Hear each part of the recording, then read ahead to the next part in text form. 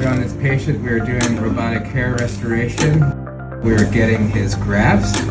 Patient is doing very well, sitting comfortably. He's not in any pain. And at the same time, our technician is pulling out the hairs and making sure that the follicles are viable, and so the patient can get the best result possible.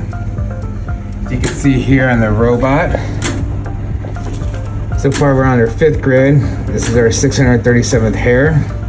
We're getting a nice rate for flicker units per hour. And this is his hair density. But check out how this robot's moving. The green circles are the robot's next target. And the purple is essentially the batter's box.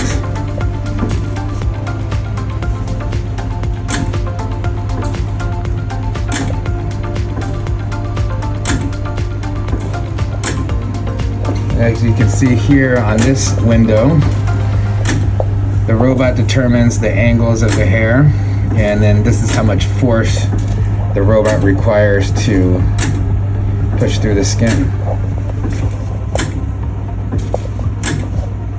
We have very little activity, meaning bleeding. So we tumesced our patient with lidocaine, epinephrine, and tranexamic acid.